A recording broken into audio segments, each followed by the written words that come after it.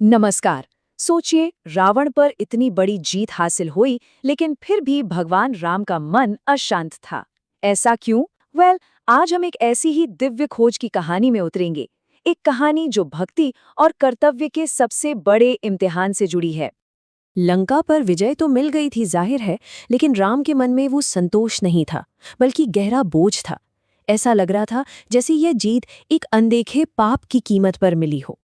देखिए, धर्म की स्थापना के लिए ये जो इतना बड़ा युद्ध हुआ, इसका एक ऐसा नतीजा भी निकला जिसकी किसी ने उम्मीद नहीं की थी। एक ऐसी उलझन जिसने खुद मर्यादा पुरुषोत्तम को चिंता में डाल दिया। तो बात असल में ये थी कि रावण सिर्फ एक राक्षस राजा नहीं था। हाँ, उसकी माँ तो राक्षस थी, लेकिन उसके पिता वो एक महान ब्राह्मण ऋषि थे।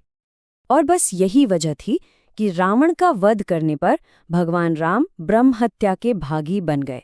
अब ये ब्रह्म हत्या क्या है?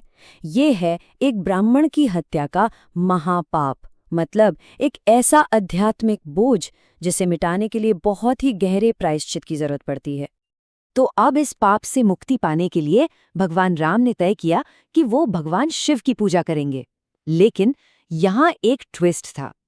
ये पूजा किसी भी साधारण मूर्ति से नहीं हो सकती थी। इसके लिए कुछ बहुत ही खास, एक बिल्कुल ही अनोखे शिवलिंग की जरूरत थी। और यहीं से कहानी में एंट्री होती है उनके सबसे भरोसेमंद भक्त हनुमान की। यहीं से शुरू होता है उनका एक पवित्र मिशन, एक ऐसी खोज जो उनकी भक्ति का शायद सबसे बड़ा इम्तिहान लेने वाली थी। तो भगवान राम को जरूरत थी एक स्वयंभू शिवलिंग की। अब ये क्या होता है? स्वयंभू मतलब शिव का वो पवित्र रूप जो किसी इंसान ने नहीं बनाया, बल्कि जो खुद ब खुद प्रकट हुआ हो। और ऐसा माना जाता है कि इसमें इतनी दिव्य शक्ति होती है जिसकी कोई सीमा नहीं। तो भगवान राम ने हनुमान को आज्ञा दी। उन्होंने कहा, हनुमान, काशी जाओ और वहां से वो स्वयंभू शिवलिंग लेकर आओ। सिर्फ उसी से पूजा करके ही मैं इस पाप से मुक्त हो सकता हूँ। आप समझ सकते हैं, ये सिर्फ एक आज्ञा नहीं थी, ये एक बहुत बहुत बड़ी जिम्मेदारी थी। स्वामी का आदेश सिर पर रखकर हनुमान जी निकल पड़े काशी की ओर। पर जैसे ही वो शिव की नगरी में पहुंचे, उनके सामने एक ऐसी चुनौती आ गई जिसकी उन्होंने कल्पना भी नहीं की होगी। अरे, काशी तो शिवलिंगों का एक समंदर था। हर गली, हर मंदिर, हर घर, जहां देखो शिवलिंग ही शिवलिंग। एक ऐसा दिव्य लैब्रिंथ जिसमें असली को खोजना लगभग नामुमकिन था। अब हनुमान जी सोचने लगे कि हजारों लाखों मूर्तियों की इस भूल भुलैया में वो एक असली दिव्य शिवलिंग कैसे पहचाने। अगर वो सही शिवलिंग नहीं चुन पाए तो उनके प्रभु राम की पूजा अधूरी रह जाती। जब हनुमान जी ने देखा कि उनका बल और बुद्धि दोनों ही काम नहीं आ रहे हैं, तो उन्होंने वही किया जो एक सच्चा भक्त करता है। उन्होंने मदद के लिए भगवान विष्णु से प्रार्थना की। और फिर दो दिव्य संकेत मिले। पहला, भगवान विष्णु ने अपने वाहन दिव्य पक्षी गरुड़ को भेजा। गरुड़ ने आकर एक खास शिवलिंग के ऊपर चक्कर लगाना शुरू कर दिया।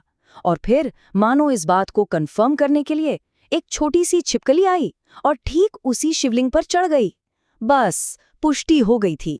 हनुमान जी को लगा कि चलो, काम तो हो गया, पर कहानी में असली मोड़ तो अब आने वाला था। काशी के नियम इतने सीधे साधे नहीं थे। जैसे ही हनुमान जी वो शिवलिंग लेकर काशी से निकलने को हुए, उनका रास्ता एक बहुत ही भयंकर शक्ति ने रोक लिया।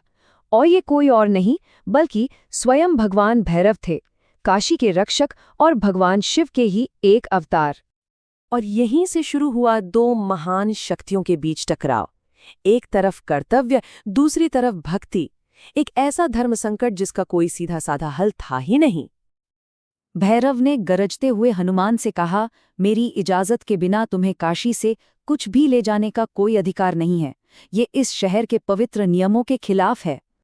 अब देखिए, ये धर्म का कितना गहरा टकराव था। हनुमान का धर्म था अपने स्वामी राम की आज्ञा मानना, जो धर्म की स्थापना के लिए जरूरी था। और वहीं भैरव का धर्म था काशी के पवित्र नियमों की रक्षा करना। अपनी अपनी जगह दोनों ही सही थे, दोनों ही अपने अपने कर्तव्य का पालन कर रहे थे। तो भैरव ने हनुमान को चुनौती दे दी, अगर शिवलिंग ले जाना है तो पहले मुझे हराओ। और फिर जो हुआ वो एक महायुद्ध था। दोनों के बीच ऐसा भीषण संग्राम छिड़ा कि काशी की नींव तक हिल गई। लेकिन नतीजा कुछ नहीं। दोनों ही इतने शक्तिशाली थे, दोनों ही अजेय थे कि कोई भी जीत नहीं पा रहा था। हालत इतनी बिगड़ गई कि आखिर में देवताओं को बीच में आना पड़ा और उन्होंने सृष्टि को बचाने के लिए भैरव से विनती की कि वो हनुमान को जाने दें। तो इस टकराव का हल ताकत से नहीं निकला, बल्कि बातचीत और कुछ शर्तों से निकला।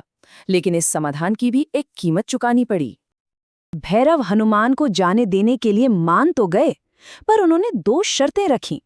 पहली शर्त कि गरुड़ को सजा मिलेगी क्योंकि उसने काशी के नियम तोड़ने में मदद की, और दूसरी कि उस छिपकली को भी सजा मिलेगी जिसने शिवलिंग की पहचान कराई थी।